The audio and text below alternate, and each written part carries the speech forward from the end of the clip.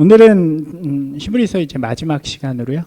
우리가 히브리서에서 마지막으로 이야기하는 내용들을 함께 살펴보려고 합니다. 우리가 가진 신앙의 본질은 믿음이죠. 이것은 변하지도 않고 바꿀 수도 없는, 그 무엇으로 대체할 수도 없는 가장 중요한 요소라고 할 수 있습니다. 오직 구원은 우리의 믿음으로 오는 것이고, 또 이 믿음을 통해서 우리는 하나님의 나라를 살아갈 수 있는 것입니다. 중요한 것은 이 믿는다는 표현, 믿음이라는 것을 단순히 우리가 말로 고백하는 것으로만 여긴다면, 그것은 우리가 히브리서에서 본 것처럼 젖먹이와 같은 어린 신앙이라고 할 수 있겠죠. 그래서 히브리서는 믿음이라는 것이 무엇인가, 이 믿음의 내용, 이런 것들을 우리에게 전달해 주고 있는 것입니다. 우리가 지난주에 보았던 내용이 바로 믿음이라는 것이 무엇인가, 히브리서가 이야기하는 것들을 살펴보았죠. 잠깐 되새겨 보시면 이런 내용이었습니다. 제가 이걸 안 켰네요. 죄송합니다. 첫 번째는 예수 그리스도를 아는 것이었죠. 그래서 피상적인 것으로 그냥 믿는 게 아니라, 단순하게 믿는 것이 아니라 예수 그리스도를 더 깊이 알아가는 것, 그것이 바로 믿음이다라고 말씀을 드렸습니다. 그리고 두 번째는 죄와 싸워가는 것이었죠. 그래서 우리의 삶에 이제 더 이상 죄의 종, 악한 심령으로 살아가는 존재가 아니라 거룩한 하나님의 백성으로 살아가기 때문에 이 죄와 맞서서 싸워가는 것이 바로 믿음의 모습이다라고 말씀을 드렸습니다.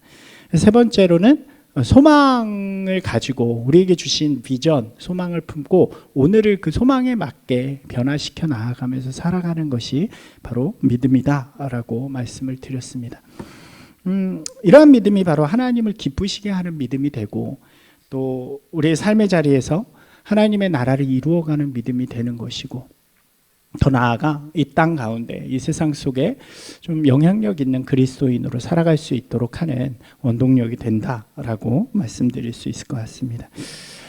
중요한 거죠. 우리가 마음에 새겨야 될 것이 무엇이냐면, 우리의 가진 신앙, 믿음은 절대로 삶이나 세상과는 동떨어진 것이 아니라는 것이죠. 신앙의 공동체는 세상을 무시하고 차별하면서 살아가는 곳이 되어서는 절대로 안 되는 것입니다. 신앙은 반드시 삶의 이야기를 담아야 하고, 또 신앙의 공동체인 교회는 세상을 품어야 하는 것입니다. 그러기 위해서는 세상과는 좀 다르지만, 구별되었지만 세상 속에 우리가 있어야 되고요.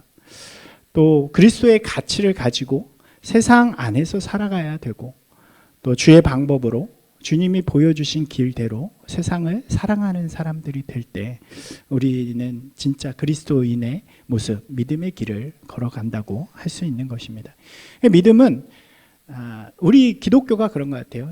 그런 표현을 쓰잖아요. 교회는 우리 다른 종교랑 다르게 세상 안에 있잖아요. 막 이렇게 시끄러운 곳에 있고, 어떤 교회들은 유흥가에도 있고, 어떤 교회는 뭐 아파트 안에도 있고, 그러니까 사람들이 많이 있고 살아가는 곳에 있는 이유가 바로 그 세상 안에서 세상 가운데 맛을 잃은 이들에게 소금이 되어주고, 또 빛을 잃어서 어두운 자들에게 빛이 되어주는 것이기 때문에 교회가 바로 그 안에 있다는 것을 의미하죠.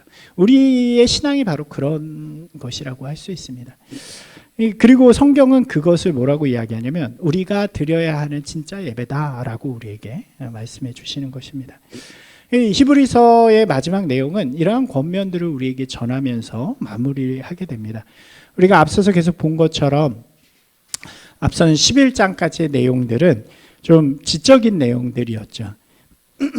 예수 그리스도의 메시아 되심을 우리에게 변증해 주는 그런 내용이었고요.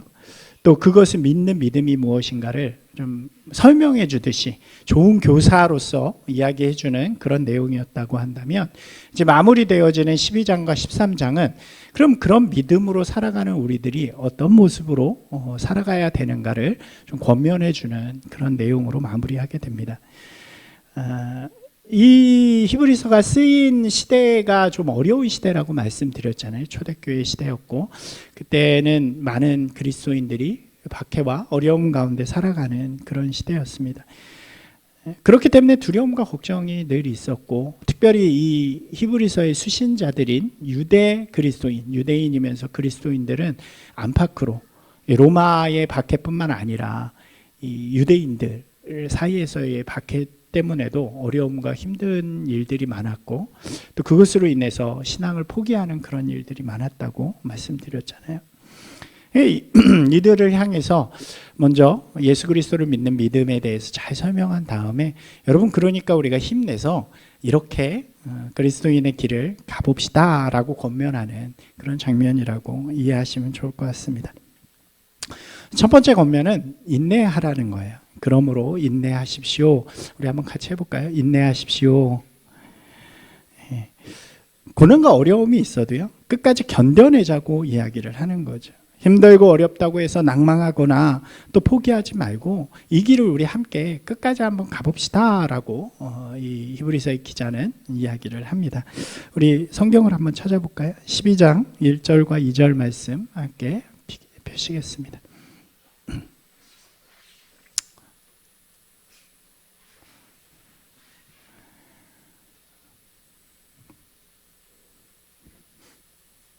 히브리서 12장 펴놓으시면 좋을 것 같아요. 12장과 13장 말씀 오늘 함께 좀 읽으면서 하려니까요. 12장 1절과 2절 말씀 함께 읽겠습니다. 이러므로 우리에게 구름같이 둘러싼 허다한 증인들이 있으니 모든 무거운 것과 얽매이기 쉬운 죄를 벗어버리고 인내로써 우리 앞에 당한 경주를 하며 믿음의 주요 또 온전케 하시는 이인 예수를 바라보자. 그는 그 앞에 있는 기쁨을 위하여 십자가를 참으사 부끄러움을 개의치 아니하시더니 하나님 보좌 우편에 앉으셨느니라. 히브리서의 기자는 어렵고 힘든 시간을 좀 끝까지 인내해 보자라고 우리에게 권면을 합니다. 여러분 우리가 다 해보셨지만 인내하고 참고 기다리는 게 쉬운 일은 아니죠. 어려움이 있고 힘든 일이 있을 때 그것을 견뎌내는 것은 쉽지 않습니다.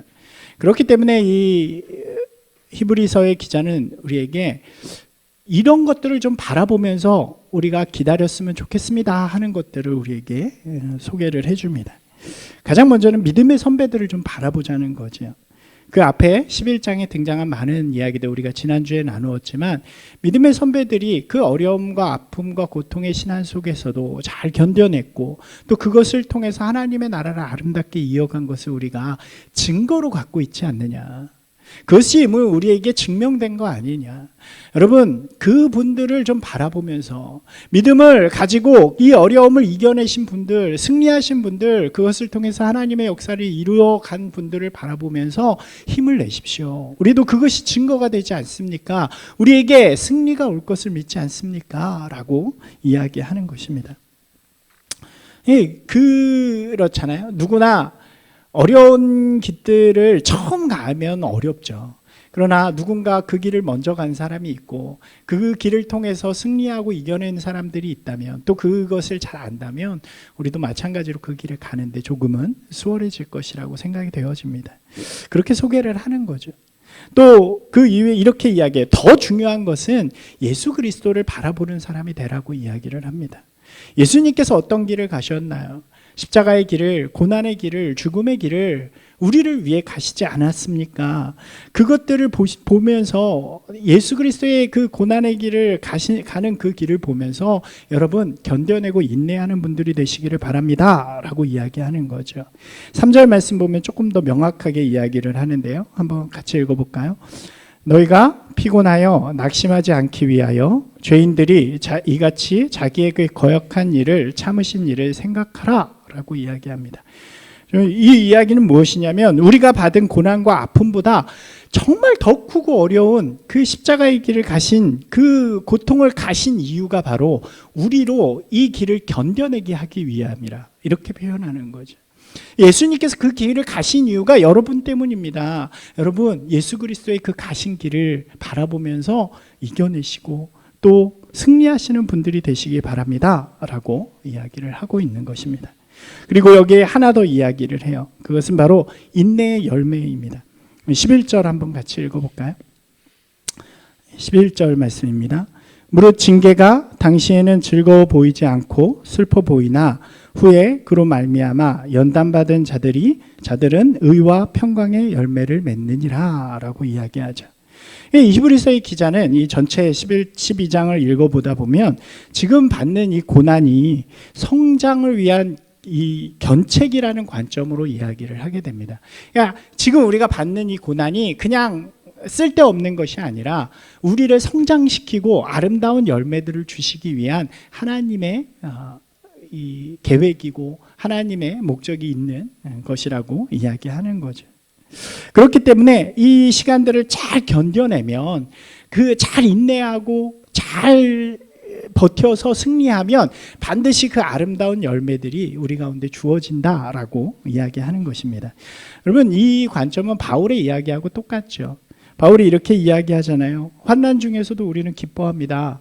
왜냐하면 환난은 우리에게 인내를 주고 인내는 연단을 통해 우리를 변화시켜서 우리가 그 소망을 바라볼 수 있는 자들이 되게 하기 때문입니다. 여러분, 그렇기 때문에 이 환난 속에서도 견디고 이겨냅시다 라고 이야기를 하죠. 똑같은 관점에서 이야기를 하는 거예요. 여러분, 지금 이 환난이 어렵고 힘들지라도 거기에 그치지 않습니다. 이 환난은 반드시 우리에게 아름다운 열매를 주는 것입니다. 그러니까 이 열매들을 바라보면서 여러분, 우리가 견뎌냅시다 라고 이야기를 하는 거죠. 여러분, 세 가지를 바라보면서 이 어려움과 환난을 견뎌내라고 이야기하는 거예요. 다시 한번 새겨볼까요? 첫 번째는 믿음의 선배들의 보여줬던 그 길을 바라보면서, 또 예수 그리스도의 고난을 바라보면서, 또 마지막으로 인내의 열매를 바라보면서 이 길을 견뎌내는 분들이 되라는 거죠. 이 말씀이 저는 우리에게 또 지금 이 시간 속에서 굉장히 의미 있는 말씀이 되는 것 같아요. 우리도 마찬가지로 어려움의 시간들을 살아가고 있잖아요. 코로나로 인해서 또 다양한 어려움들로 인해서 힘든 시간을 보내는 줄로 알고 있습니다. 우리가 그럼에도 불구하고 이 시간들을 견뎌내고 신앙을 붙들어야 하는 것, 그것은 바로 이러한 증거들, 또 주님께서 가신 그 길, 또 인내의 아름다운 열매들이 우리를 기다리고 있기 때문이라고 생각을 하게 됩니다. 사랑하는 여러분, 우리도 동일하게 그것들을 바라보면서 이 시간들을 함께 잘 견뎌가는 저와 여러분이 되었으면 좋겠습니다. 파이팅! 이번 주에 이렇게 자영업 하시는 우리 성도님들 가게에 좀 들려봤는데 좀 마음이 아프더라고요. 이렇게 자리들을 다 치워서, 그리고 또 매출이나 이런 것들이 많이 줄어서, 그거 외에도 우리 마음속에 이 코로나 때문에 갖는 어려움들이 참 많을 줄로 믿습니다. 여러분들이 믿음 안에서 좀 그것들을 슬기롭게 그리고 잘 이겨내는 분들이 되셨으면 좋겠어요. 중요한 것은 그런 것 같아요. 함께 가는 게 중요한 것 같아요. 제가 서두에도 말씀드렸지만 교회와 우리 신앙이 이것들에 도움이 되었으면 좋겠다고 이야기한 것은 교회와 신앙의 역할이 바로 함께 가는 것이기 때문에 그런 것 같아요. 구원의 길은 우리의 믿음의 고백을 통해서 우리가 스스로 혼자 얻게 되죠. 이거 구원의 길은, 구원을 받는 것은 절대로 누군가 해줄 수 없는 일입니다. 하지만 구원받은 이후에 신앙의 길을 가는 것은 혼자서는 외롭고 힘들죠. 그래서 함께 가는 것이 중요합니다. 그래서 우리가 신앙의 선배라고 하면 우리가 요즘 말로 이렇게 바꿀 수 있을 것 같아요. 멘토링이라는 말을 하잖아요.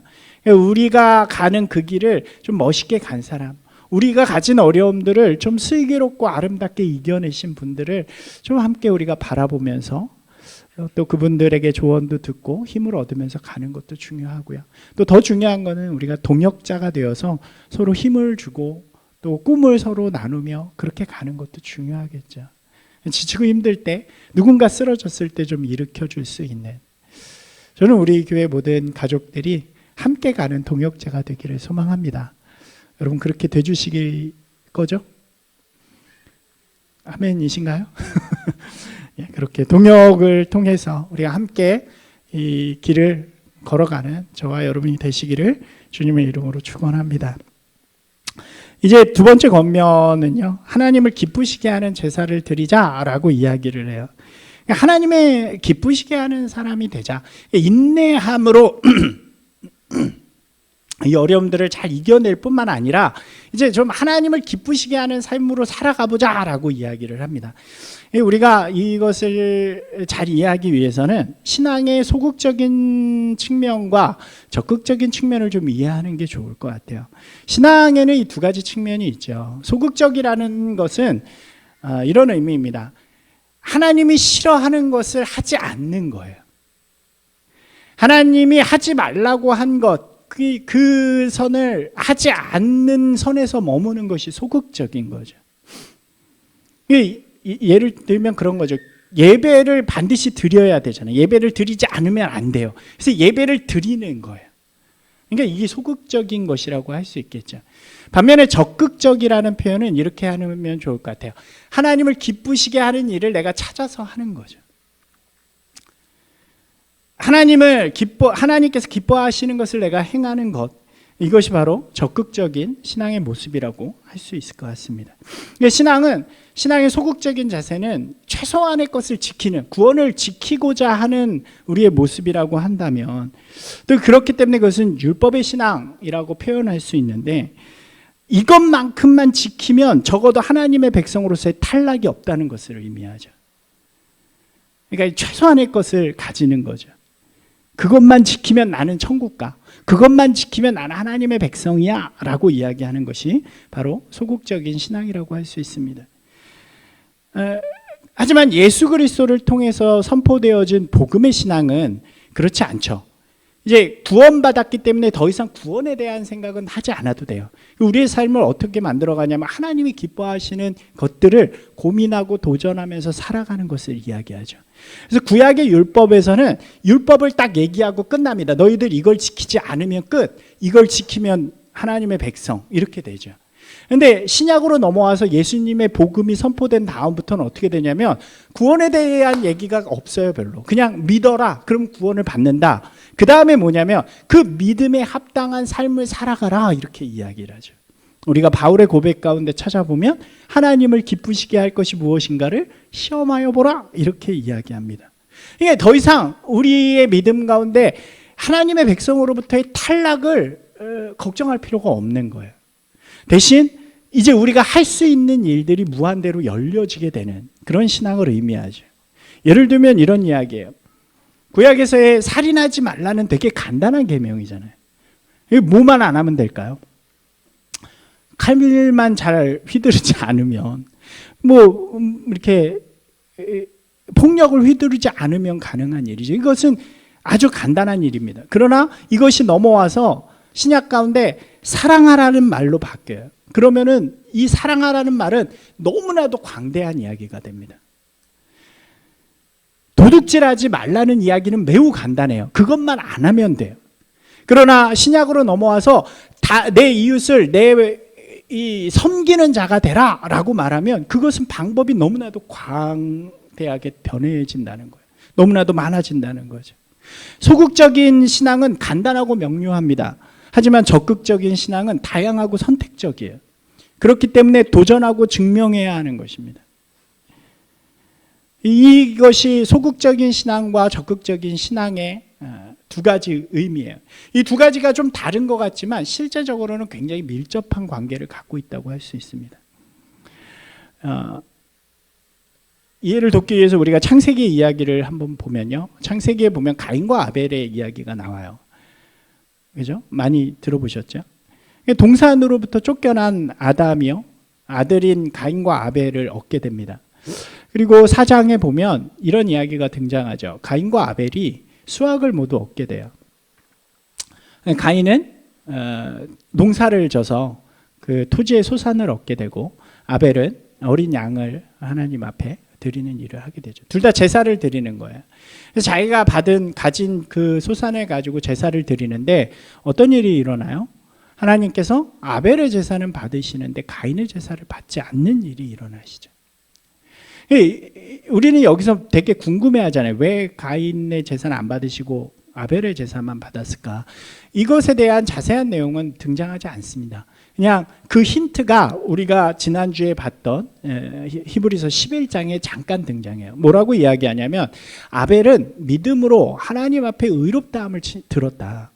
믿음으로 드린 제사가 하나님이 기뻐하셨다라고 이야기를 합니다. 이것을 우리가 조금 해석해 보면 이런 거죠. 아벨은 하나님 앞에 제사를 드리는데 믿음으로 하나님을 기쁘시게 하는 제사를 드린 거예요. 근데 가인은 어때요? 그냥 제사를 드린 거죠. 우리가 방금 한 표현으로 하면 가인이 드린 제사는 소극적이었다는 거예요. 아벨이 드린 제사는 적극적이었다는 거예요. 여러분, 우리 가운데도 이런 때가 있어요. 여러분, 예배를 드리러 오는데 어떤 사람은 이렇게 옵니다. 한 주 동안 이 예배를 기다리면서 이 예배를 통해 하나님 앞에 자기 자신을 드리면서 정말 이 예배를 통해 받을 은혜를 기대하면서 또 하나님 앞에 이 믿음의 고백과 정말 하나님의 백성임을 노래하는 그 기대를 가지고 정말 이 예배를 사모하는 마음으로 오는 사람이 있어요. 근데 어떤 사람은요, 내가 기독교인이기 때문에 내가 교회를 다녀야 구원을 받기 때문에 일주일 동안 아무 생각도 안 하다가 주일이지, 주일날은 교회 가는 거야, 그리고 오는 사람이 있다는 거예요. 여러분, 이 가인의 제사는 그런 제사였다는 거죠. 아마도 그의 아버지 아담으로부터 들었을지 모르겠어요. 하나님이란 분이 계셔. 창조하신 분이야. 나 쫓겨났어. 우리가 그래도 하나님 앞에 제사 드려야지. 너희들 받은 것 중에, 가진 것 중에 중요한 거 드리는 사람이 돼 라고 이야기했을지 모르겠어요. 그때 이 두 자녀가 반응이 다른 거죠. 가인은요, 그래? 그런 분이 있어? 난 보지도 못했지만 드리라 그러니까 한번 드려보자. 그리고 자기가 얻은 곡식 중에 일부를 드렸을지 모르겠어요. 그러나 아벨은 다른 거죠. 그분 나 정말 하나님 사랑하고 싶어, 만나고 싶어, 정말 예배하고 싶어, 그런 마음으로 진정한 예배로 하나님 앞에 하나님을 기쁘시게 하는 모습으로 나아갔다는 것입니다. 여러분, 그 다음이 중요해요. 가인이 어떻게 알았는지 모르겠지만 아벨의 제사는 기뻐 받으시고 자기의 제사는 기뻐 받지 않으셨다는 걸 알게 됐어요. 어떻게 될까요? 화가 나는 거예요. 마음속에 분이 일어나요. 그때 하나님께서 가인에게 나타나셔서 이렇게 말씀하십니다. 가인아, 너 왜 화를 내느냐? 너 왜 분에 그렇게 차 있느냐? 그러면서 창세기 4장 7절에 이렇게 말씀하세요. 제가 읽어드리겠습니다. 내가 선을 행하면 어찌 낯을 들지 못하겠느냐? 선을 행하지 아니하면 죄가 문에 엎드려 있느니라. 죄가 너를 원하나 너는 죄를 다스릴지니라 라고 말씀하세요. 여러분, 이 부분이 중요해요. 한번 같이 제가 읽을 테니까 한번 따라 읽어보시겠어요? 죄가 문에 엎드려 있느니라. 죄가 문에 엎드려 있느니라. 여러분, 이 말이 참 무서운 말인 것 같아요. 제가 이 말씀을 준비하면서 이렇게 생각을 해봤어요. 지금 경계선이 있습니다. 이렇게 경계선이. 여기는 죄인들, 이제 구원받지 못한 사람들의 경계라고 한다면 여기서부터는 구원받은 자들의 경계예요. 그것을 나누는 선이 있는데요. 거기에 뭐가 있냐면 문이 있어요. 문이 있습니다. 그런데 그 앞에 서 있는 거예요. 뭐가요? 죄가 그 앞에 서 있대요. 이것을 쉬운 성경으로 읽어보니까 이렇게 표현해요. 죄가 그 앞에서 도사리고 있다고 이야기해요. 지금 이 바로 그 경계 앞에, 문 앞에서 죄가 이 가인을, 그리고 그 경계 앞에 있는 소극적인 신앙 가운데 머물면서 그 선만 안 넘으면 된다고 하는 사람들 앞에 서 있는 거예요. 그러면서 유혹하는 거예요. 여러분, 어떻게 그것을 이길 수 있을까요? 가인은 바로 넘어가요. 저는 이 말씀이 너무나도 이 마음에 와닿는데, 죄가 문에 엎드려 있느니라. 뭐를 행하지 않으면, 선을 행하지 않으면 죄가 문에 엎드려 있느니라. 이렇게 이야기하는 거죠. 결국 가인은요, 그 마귀의 노림수에 넘어가서 아벨을 죽이는 자가 되고 말죠. 여러분 보세요. 이것을 이 몸으로 설명하는 게 좋은데, 경계가 있고 문이 있는데 소극적인 신앙은 그 경계를 보면서 문 너머를 바라보고 있는 신앙이라는 거예요. 그 앞에 바로 뭐가 있냐면 유혹하는 죄가 있대요. 그러니까 늘 그 경계 가운데 불안하게 살아가는 거예요. 내가 구원을 받았을까? 나는 구원을 받았다고 했는데 왜 내 삶의 모습은 이럴까? 예수 그리스도를 믿는 믿음이 우리 안에 있는데 왜 기쁨이 없을까? 왜 걱정과 근심이 늘 마음 안에 있을까? 경계 가운데 그렇게 죄의 방향을 바라보고 살아가는 사람들은 그렇다는 거죠. 여러분, 근데요, 놀라운 건 적극적인 믿음을 가진 사람, 하나님을 기쁘시게 하는 믿음을 가진 사람들은요, 이 방향을 반대로 갖는다는 거예요. 죄의 방향이 아니라 하나님의 방향으로, 선의 방향으로, 죄를 바라보는 것이 아니라 어떻게 하면 하나님을 기쁘시게 할 수 있을까? 그것을 고민하는 신앙이 되어진다는 거죠. 여러분, 히브리서로 다시 돌아가면요, 히브리서의 이 기자는 이들에게 이 두 가지를 모두 권면을 하게 됩니다. 먼저 소극적인 신앙 측면 속에서는 다시 죄의 길로 돌아가지 마십시오라고 이야기를 해요. 우리 같이 한번 찾아볼까요? 히브리서 12장 15절 말씀입니다. 히브리서 12장 15절 말씀입니다.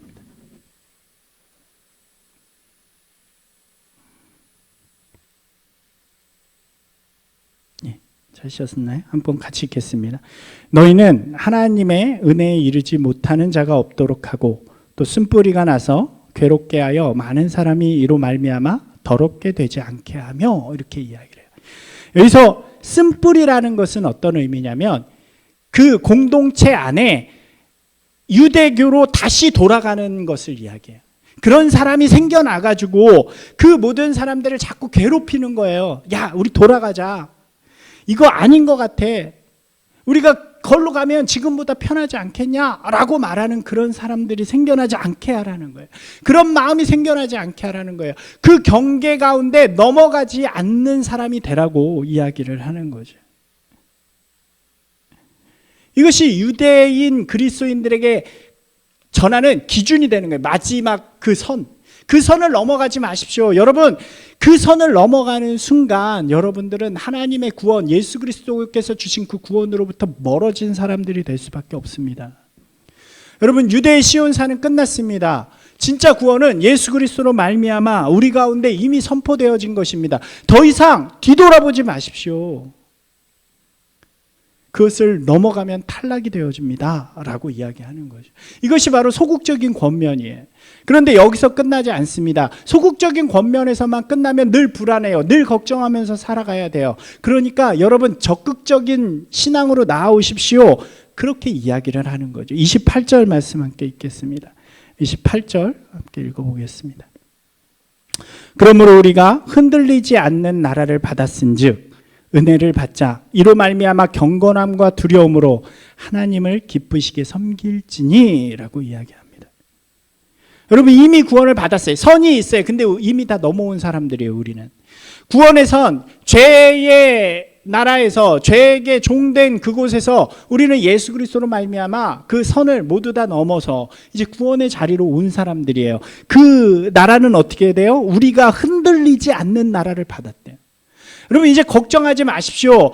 구원받을 거 걱정하지 마시고 하나님의 나라가 임하는 거 걱정하지 마시고, 여러분, 고난과 어려움이 있다 그래도 뒤돌아보지 마시고, 여러분, 이제 방향을 돌리세요.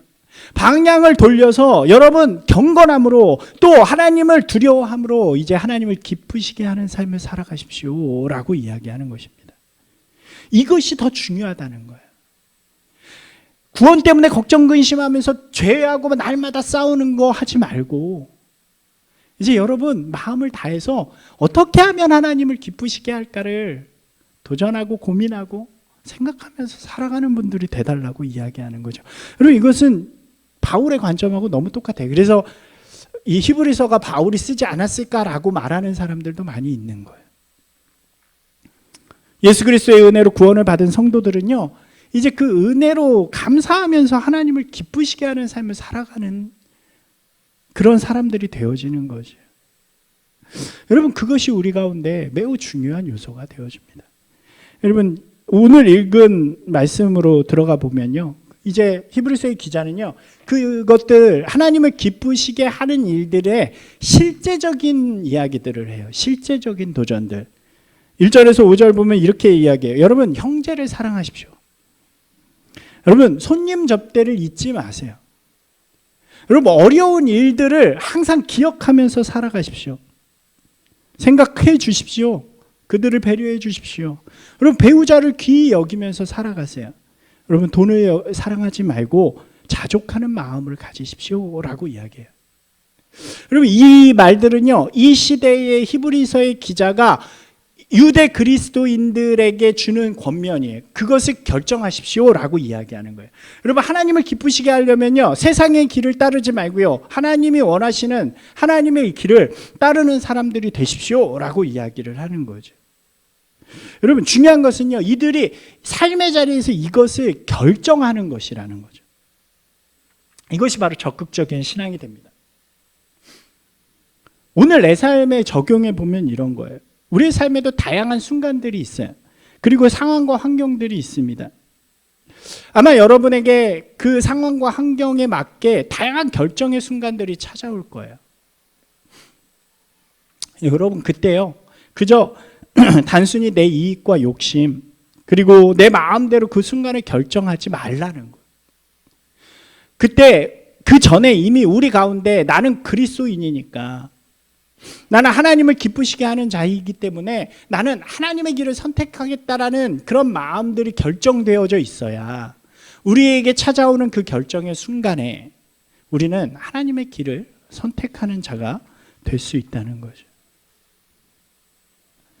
여러분, 그렇잖아요. 우리가요, 아무 생각 없이 그냥 소극적인 신앙 가운데 머물면요, 우리의 삶의 선택이 찾아오는 그 순간에요, 너무도 쉽게 결정해요. 너무도 쉽게 돈을 결정할 수 있고요, 너무도 쉽게 사람을 미워할 수 있고요, 너무도 쉽게 죄의 길을 선택할 수 있어요. 왜요? 그게 우리에게 익숙하니까요. 그러나 하나님을 기쁘시게 하는 삶은 고민하고 우리의 삶을 통해 하나님이 기뻐하시는 일이 무엇일까를 늘 분별하면서 살아가는 것이 되어야 하는 거죠. 그것이 우리 마음 가운데 있을 때 그 순간이 우리에게 찾아오는 그 결정의 순간에 우리는 세상과는 다른 결정을 할 수 있다는 거예요. 여러분, 그런 사람들 있잖아요. 신앙의 선배들 있잖아요. 신앙의 이야기들, 영웅의 이야기들이 있잖아요. 여러분, 그것을 보면서 어떻게 그렇게 할 수 있어? 라고 생각하시나요? 우리가 믿음 가운데 하나님을 기쁘시게 하는 그런 고백들이, 또 그런 도전들이 우리 가운데 있을 때 우리의 삶의 결정의 순간들에 우리도 그런 선택을 할 수 있다는 것입니다. 6절 말씀 한번 읽어보겠습니다. 13장 6절 말씀입니다. 그러므로 우리가 담대히 말하되 주는 나를 돕는 이시니 내가 무서워하지 아니하겠노라. 사람이 내게 어찌하리요 하노라. 이렇게 이야기하죠. 무슨 이야기입니까? 우리의 신앙이요, 그것을 선택할 때, 하나님을 기쁘시게 하는 일을 선택할 때요, 우리 가운데 놀라운 역사가 일어난다는 거예요. 여러분, 저는 이게 말씀을 준비하면서 이게 말로 할 수 있는, 말로 설명할 수 있는 한계가 있다고 생각을 했어요. 이 말의 이 말씀의 의미는요, 말로 설명하기에 충분하지 않아요. 왜요? 우리 가운데 담대함과 자유함이 우리의 도전을 통해 이루어지는 것은요, 아무리 말로 해도 소용이 없는 거예요. 여러분, 이 말이 여러분에게 말로 이해가 되시나요? 여러분, 사랑을 나누어 주는 게 더 기뻐요. 막 내가 혼자 갖는 것보다 나누는 게 더 기뻐요 라는 말은요, 말로 설명이 되는 게 아니죠. 그것을 해볼 때, 실제로 도전해서 내 삶 가운데 그런 기쁨을 얻을 때 우리가 이해하는 거죠. 여러분, 동일한 이야기예요. 하나님을 기쁘시게 하는 일을 우리의 삶 가운데 선택했을 때 우리에게 주시는 담대함과 놀라운 역사는 우리가 말로 해는 것이 아니라 우리의 삶을 통해 증명해 내어가는 것이라고 이야기할 수 있죠. 바울이 그래서 그것을 분별하다라는 단어로 우리에게 설명해 주는 거예요. 사랑하는 여러분, 하나님의 기쁘시게 하는 그런 도전들이 여러분의 삶 가운데 있기를 원합니다. 믿음은요, 알므로부터 출발해요.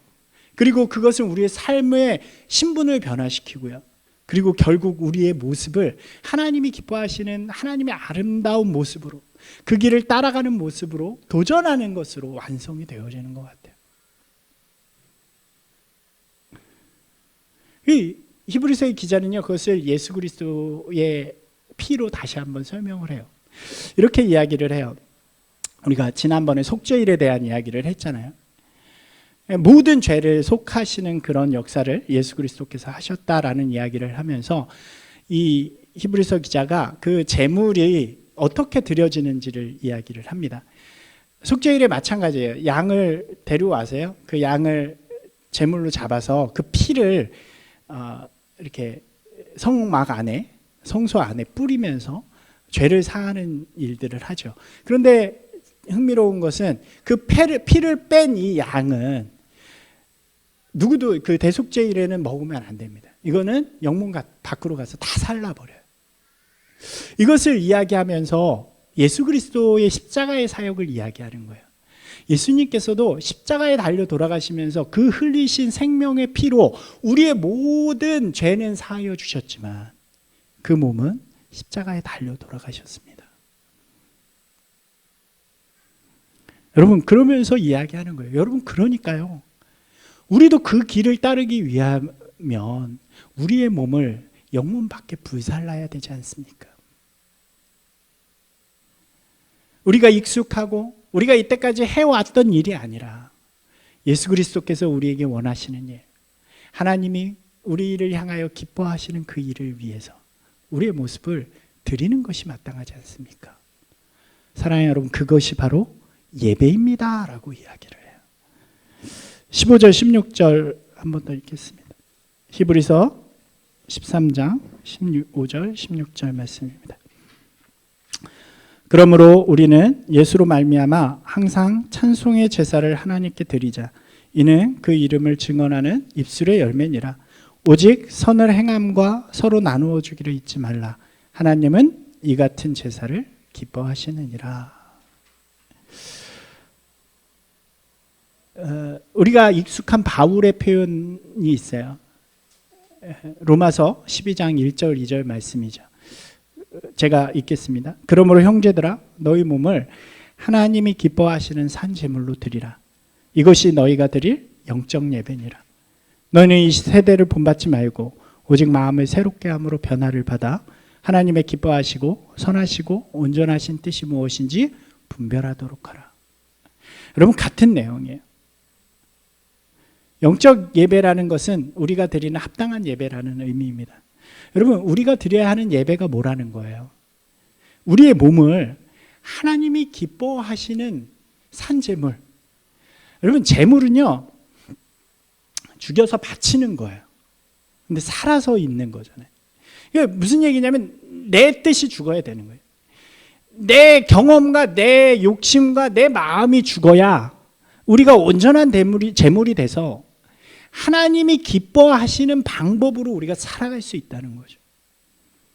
그게 바로 영적 예배, 좀 더 정확한 해석으로 온전한 예배라는 거죠. 우리가 드려야 하는 진짜 예배는 바로 우리의 삶을 드려서 하나님을 기쁘시게 하는 그 일, 그리고 그 일은 예수 그리스도께서 십자가에 달려 돌아가심으로 우리를 구원하신 것처럼 우리도 다른 이들을 사랑하는 마음, 그 행위라고 이야기하는 것입니다. 여러분, 우리가 이렇게 모이는 것을 공적 예배라고 부르죠. 이 공적 예배 너무나도 중요해요. 우리가 함께 모여서 하나님을 찬양하고 하나님의 백성임을 고백하고 하나님 앞에 우리의 마음을 드리는 것입니다. 그런데 여기서만 끝나면 그것은 그냥 보여지는 형식적인 예배가 될 수밖에 없어요. 이 예배는 반드시 우리의 삶의 예배로 확장되어져 나가야 하는 거죠. 이 예배를 통해 받은 하나님의 그 사랑과 은혜가 세상 가운데 전해져야 되고, 이 예배를 통해 깨닫게 된 하나님의 뜻이 우리 마음 가운데, 우리의 삶 가운데 보여져야 되는 거죠. 그래서 우리의 삶을 통해서 진정한 그리스도의 향기가 드러나게 하는 것, 그것이 바로 하나님이 기뻐하시는 진정한 예배다라고 우리에게 히브리서는 전해주고 있는 것입니다. 사랑하는 여러분, 정말 하나님이 기뻐하시는 그런 예배자가 되시기를 주님의 이름으로 축원합니다. 히브리서는 이렇게 정리가 돼요. 좀 정리를 다시 한번 해보시면요, 고통과 어려움 가운데 있는 이 성도들에게 우선적으로는 예수 그리스도가 누구이신지에 대한 분명한 이야기를 전해주고요. 그 다음에 믿음으로 살아갈 것을 도전하고요. 그리고 오늘 말씀처럼 두 가지를 권면합니다. 첫 번째는 인내하십시오. 여러분 견뎌내십시다. 함께 이렇게 이 길을 끝까지 가봅시다 라고 이야기하고, 그저 그 마지노선에 머물러서 맨날 갈등하고 고민하지 마시고 여러분의 삶을 하나님이 기뻐하시는 모습으로 한번 들여보십시오 라고 권면하는 거예요. 저는 이 말씀이 오늘 우리에게 좀 같은 도전이 되길 원합니다. 우리가 특별히 크리스마스 성탄을 맞이하면서 어려움과 이 힘든 시기 속에서 동일하게 우리가 인내하고 견디는 거 너무 중요하고요.